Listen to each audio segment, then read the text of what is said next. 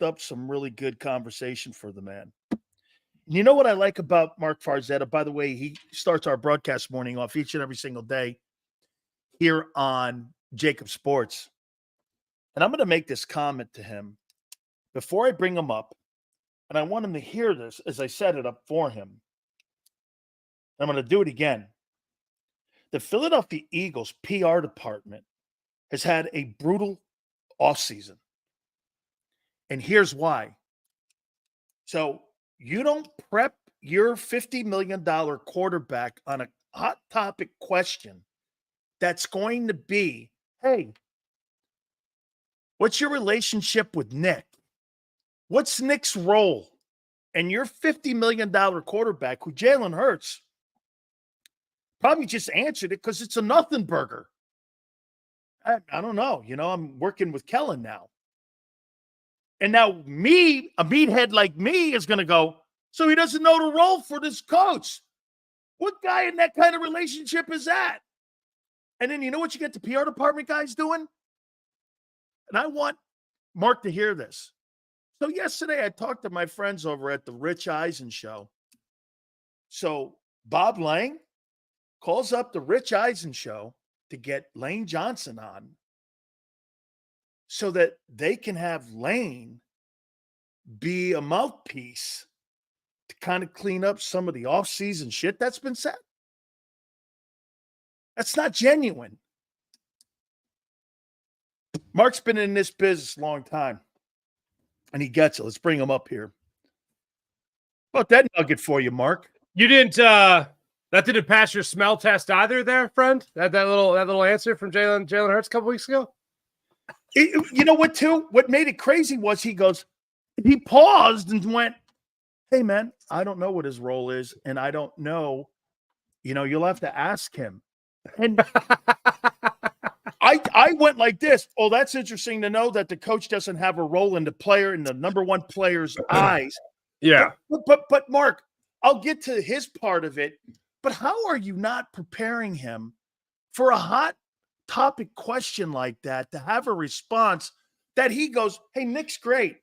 The whole organization, we're working in a new kind of environment in a way. Nick's got control of it. It's almost like he refuses to go down that lane. It was teed up for him, right? Was it not? It was like T-ball. Our friend John McMullen was at the press conference, and I believe they had Martin Frank on the show, the guy that asked the question.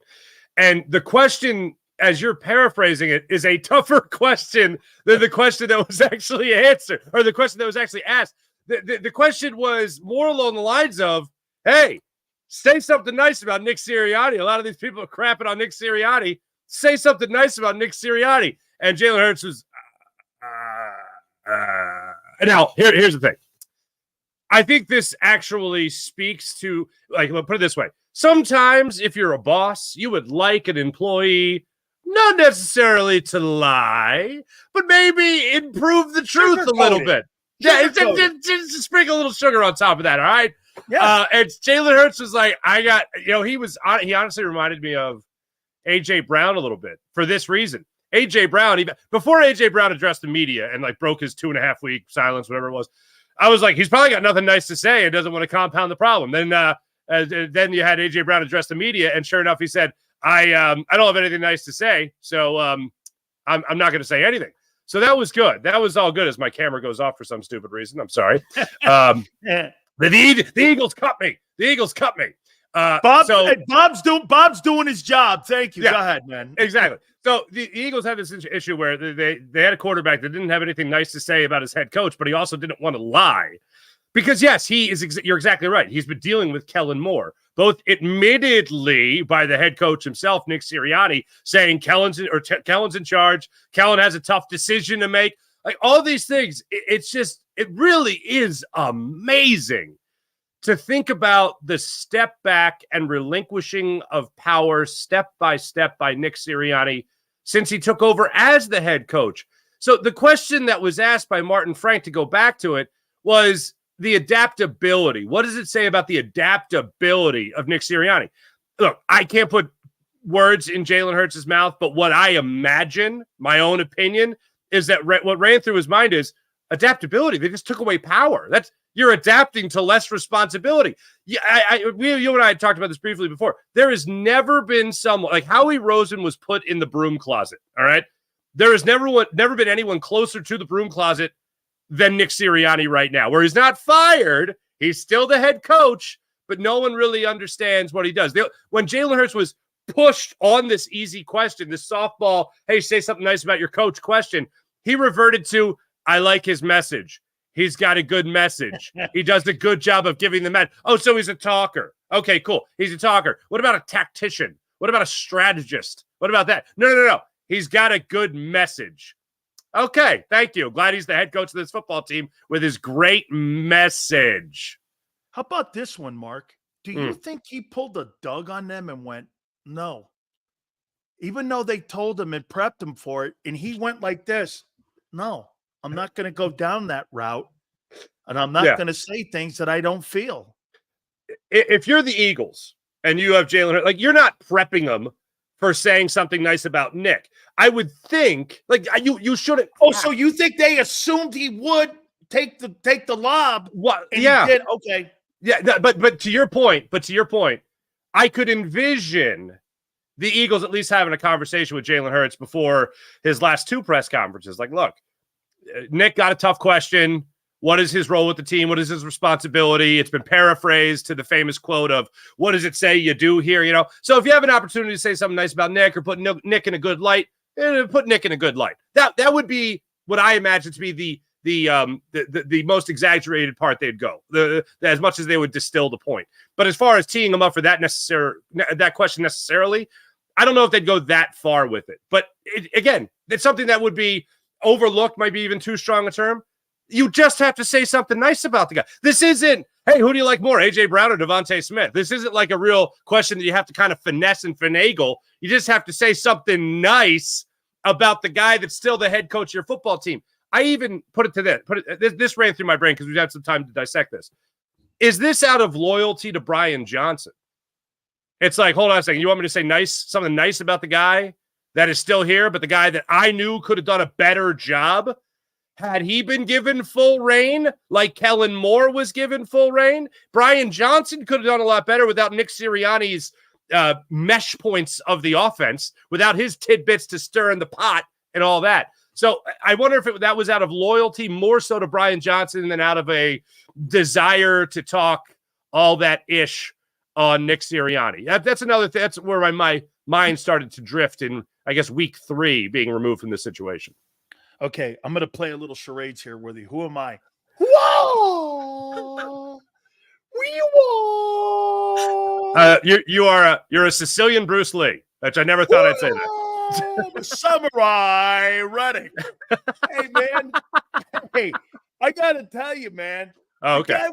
When I saw the video and I saw like the Mai Tai umbrella and the slippers and the whole like Lafa and the gear and all that, I was like, this guy here, you got to love the Jets. I mean, Jody McDonald would love the Jets in the conversation. You got one guy over in the Middle East in a cave smoking mushrooms. You got another guy in Japan with a samurai sword. I mean, hey, Joe Douglas has it going on up there in New York. Howie may have been right, man. Yeah. This guy may have not wanted to play here. Yeah, under the current contract. And I know you and I were waiting for that news to come out, like, where's the contract extension hit yet? No. And my thought on this now is that Howie Roseman said, look, this is the deal we're going to put you on. Yep. And this is all we can really do. You have permission to seek a trade. Couldn't get a trade. So the Eagles took care of that with their old friend, Joe Douglas. This is such a great, like, look, if I'm a Jets fan, if this is the Eagles' problem still, then I'm not happy. But damn, this is hilarious now that Howie was ahead of a curve. Good for him. He knew what was going on. He read Haason Reddick well. He gave him the opportunity. He did right by him and said, but look, this is all we're going to do to bring it back. Now, the other thing is that Howie had the money, and I still rather have Haason Reddick this year than Bryce Huff this year, you know? So in that regard, you could say it was wrong. Mark. He didn't want the headache. Right, but if you give him the money that he wanted, which the Eagles could have afforded, then the money, then there's no headache. There's no bathrobe a world away, I guess. But I'll say this. It's one of the greatest troll jobs. Oh, yeah. But I'll say this.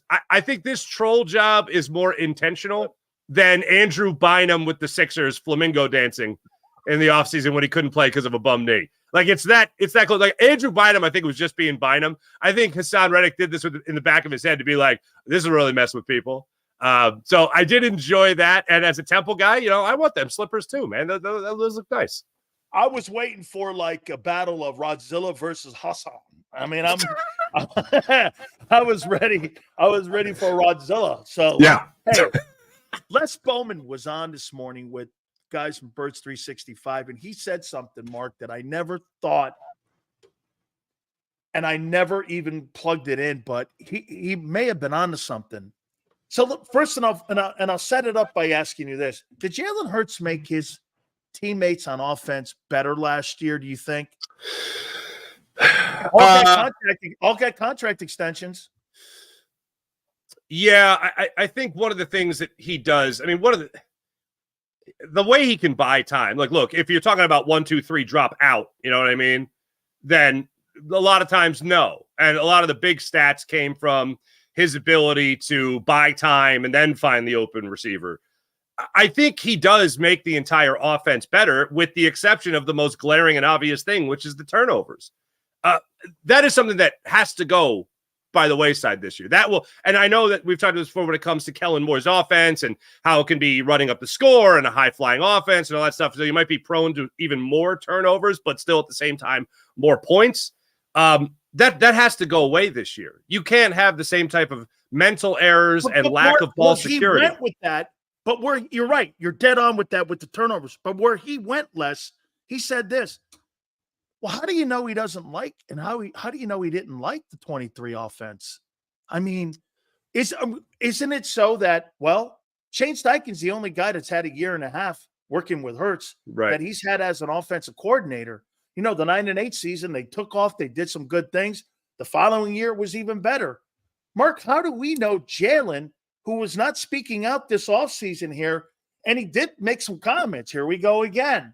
New offense, 90. How do we know that this guy just didn't want to refine what they did in 23?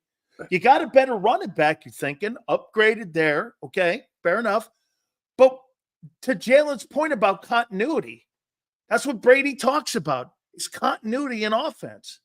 Maybe this is a little bit what he's been kind of broaching here. And Les brought it up. He goes, hey, has anybody really asked him if he hated the 23 offense? I've not heard Hurts say no. Neither have I. And going back to his comments last year, the positive comments that he would offer were about Brian Johnson in particular.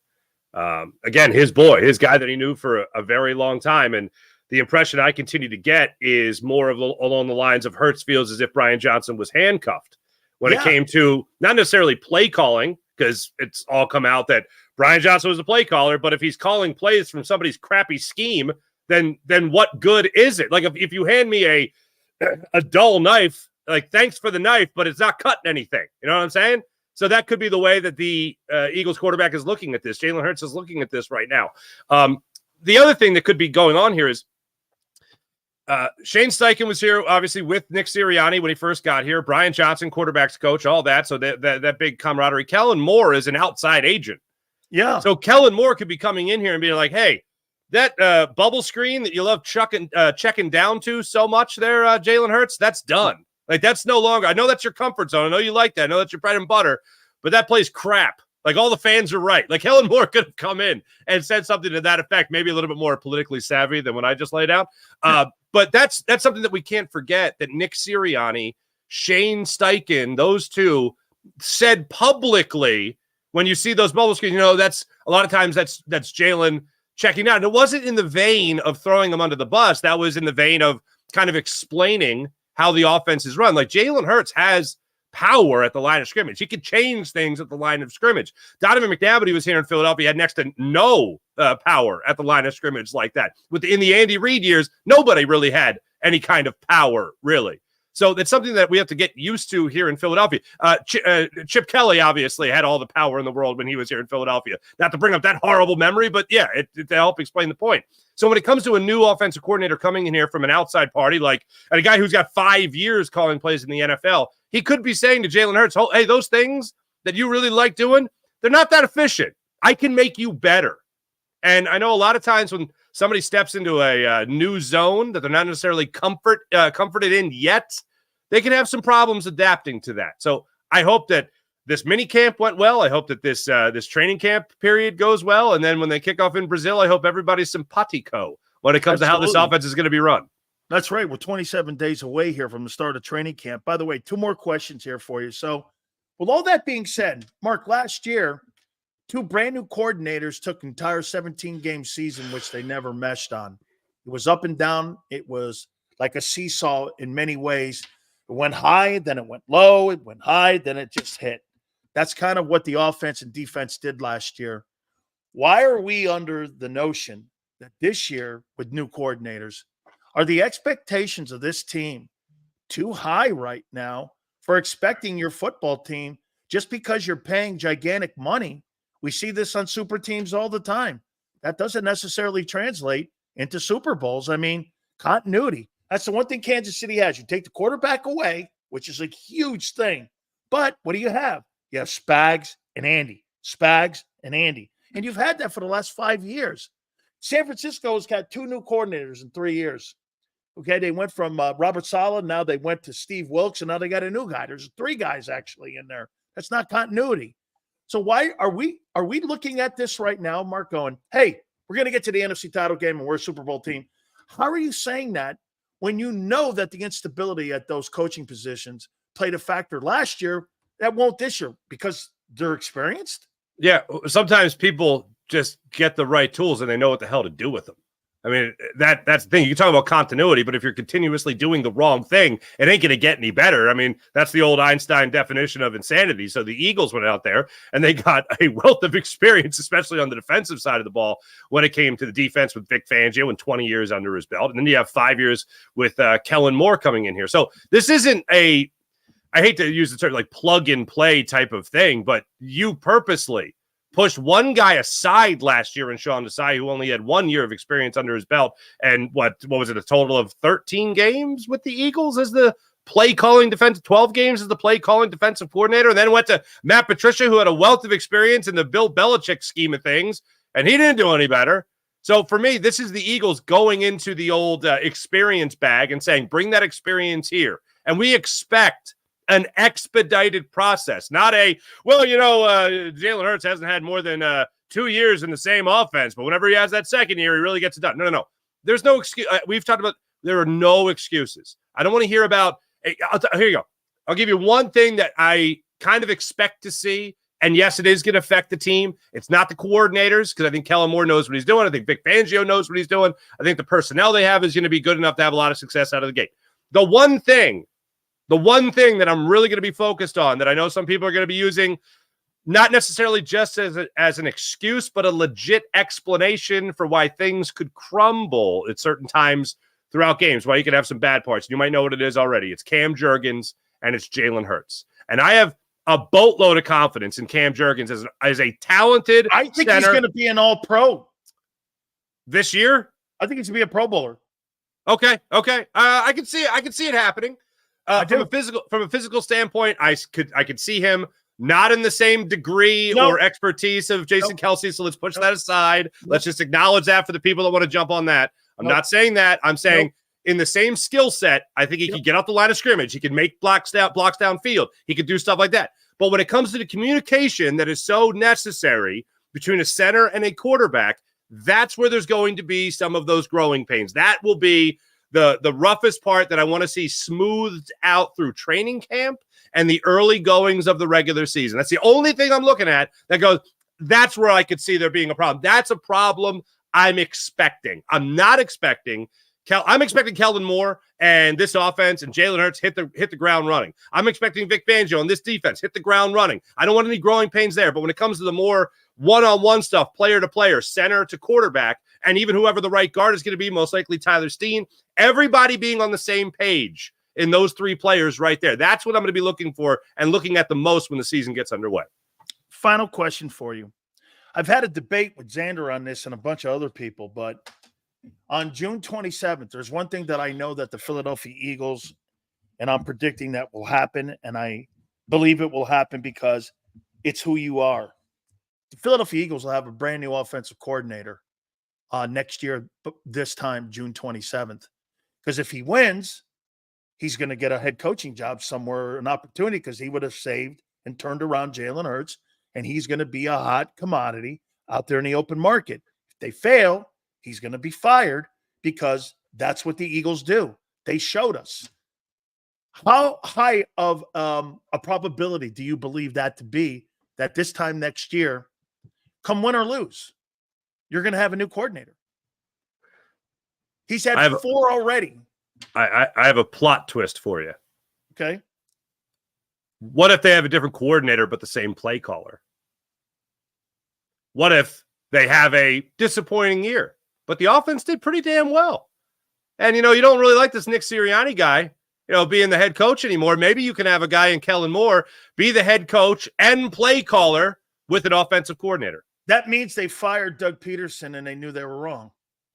Could they pretty much. Could they admit to that? Possibly. I don't know if they'll make that connection, because I think for them, they just have to look forward. They can't look backwards anymore. And with Nick Sirianni, they said, all right, look, sure, he plays ball. He does that number one thing, which is make us feel like we own the team. No, they've groomed him perfectly to be the exact head coach that Doug wasn't. But I could certainly see them moving on from Nick Sirianni and elevating Kellen Moore. It rarely happens. I mean, look, the Eagles have to be a less than mediocre team. Like, I don't even think they have to be god-awful terrible for Nick Sirianni to get fired or anything like that.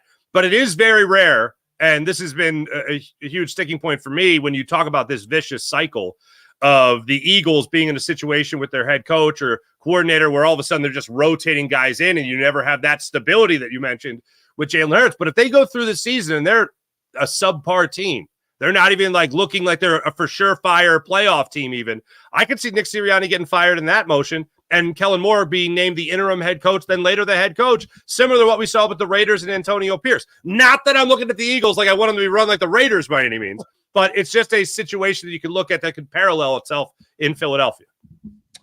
I'll leave you with this. One more impression. Haason Reddick versus Rod Rilla. That's good. And Howie Roseman. The battle at the link. And the guy who's going to moderate, Jody McDowell. How you doing? Tony McDonald. How you doing? Haason Reddick. That's good. That's pretty solid. I got an impression for you. I just fixed a sink. I'm like Mario, brother. I'm like Mario. You just fixed the sink? I would say it was slow drain. It was slow draining, so I had to bring out the old wrench. It's me, Mario. And I took care of that business. And guess what? My wife was trying to blame me for shaving the beard in the sink. No. All blonde hair.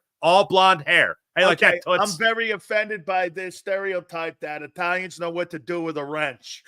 Okay? I'm very offended that he would say, hey, fix a sink at Paisan. Hey, Sileo's plumbing. I'm ready to roll. I'm only offended if people thought I was using the wrench as a weapon. That's the only way I'd be offended. It's the only way. Oh, my God. As misappropriation. My friend, thank you very much. I appreciate you doing this, brother. Always a pleasure, my friend. Take ease. You got it. Don't forget Marc Farzetta in the morning. He starts our broadcast off each and every single day. Great stuff to him. Thank you guys so much. All right. Where are we in the like list right now? Let's go. $75 an hour. Huh. All right. Yeah. $75 an hour? How you doing? All right. $75 an hour to do the plumbing? 113. Thank you, Maniac. Hey, Maniac, help me out here, brother. All right, watch this. Maniac, I need you today. Okay? 87 away. I need your help, bro. Okay? I need your help. Help me out here, man. Help me out, all of you. Last hour of the program, we're going to reset. You know, I'll tell you one thing. Has this offseason changed my opinion about how I see